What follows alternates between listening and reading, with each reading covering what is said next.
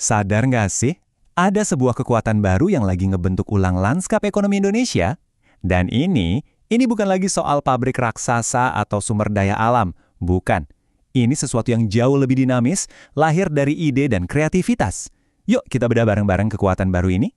Pertanyaannya mungkin kelihatannya sederhana ya, tapi jawabannya, wah ini bakal menentukan arah ekonomi kita ke depan. Jadi siapa sih sebenarnya arsitek di balik semua perubahan ini? Jawabannya mungkin lebih dekat dari yang Anda bayangkan. Mereka ada di sekitar kita. Oke, biar kita paham betul, kita akan telusuri 5 elemen kuncinya.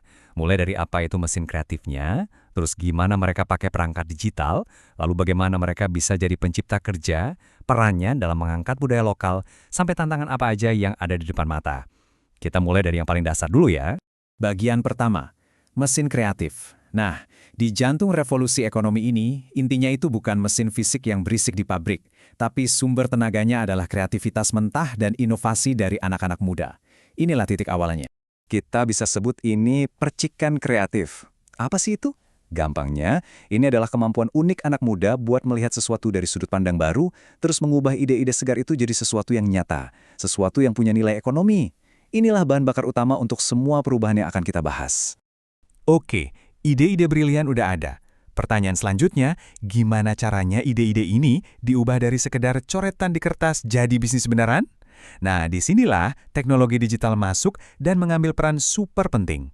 Prosesnya itu, kalau kita perhatikan, bisa disederhanakan jadi 3 langkah utama. Pertama, mereka pakai media sosial buat promosi, buat ngebangun audiens. Kedua, mereka jualan lewat platform digital yang ada. Dan ketiga, yang nggak kalah penting, mereka terus berinovasi, entah lewat aplikasi atau website biar bisnisnya makin berkembang. Jadi, poin krusialnya begini.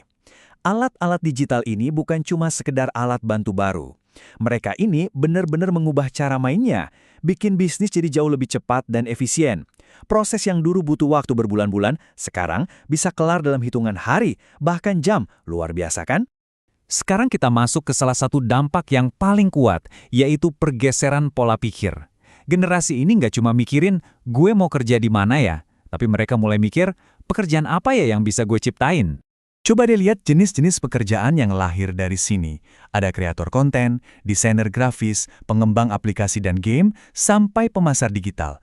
Ini semua bukan lagi sekedar hobi atau kerjaan sampingan loh. Ini adalah jalur karir yang serius dan berkembang pesat di ekonomi digital kita. Jadi, inilah inti pesannya. Dan ini penting banget. Mereka bukan lagi sekedar mencari pekerjaan, mereka menciptakannya. Ini adalah pergeseran fundamental dari posisi pencari kerja menjadi pencipta kerja. Dan ternyata, dampaknya nggak berhenti di uang dan pekerjaan aja, jauh lebih dalam dari itu. Yuk kita lihat gimana gerakan ini juga punya peran besar dalam menjaga, bahkan mempromosikan budaya lokal kita.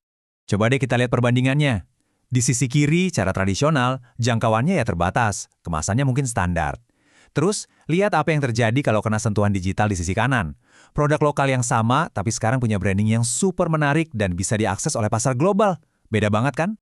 Kutipan ini benar-benar merangkum semuanya. Ini bukan cuma soal menjaga tradisi biar nggak punah, tapi ini soal memberi nilai ekonomi baru pada tradisi itu, yang akhirnya bikin budaya kita bisa terus hidup dan berkembang.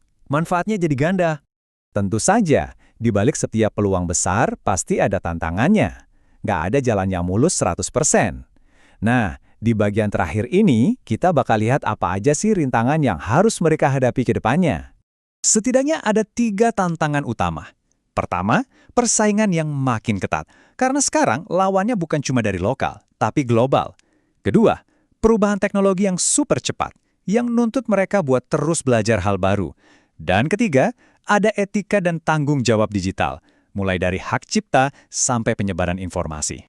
Jadi, apa dong yang dibutuhkan buat bisa melewati semua rintangan itu? Jawabannya jelas, ide bagus saja nggak cukup. Kesuksesan di era ini butuh kombinasi dari keterampilan yang terus diasah, kreativitas yang nggak ada habisnya, dan yang terpenting, profesionalisme yang sejati. Kita tutup pembahasan kali ini dengan sebuah pertanyaan untuk direnungkan. Talenta-talenta mudanya udah siap? Perangkat teknologinya udah ada di genggaman mereka, jadi pertanyaan yang tersisa sekarang bukan lagi apakah mereka bisa, tapi apa lagi? Terobosan apa lagi yang akan mereka bangun untuk masa depan ekonomi Indonesia?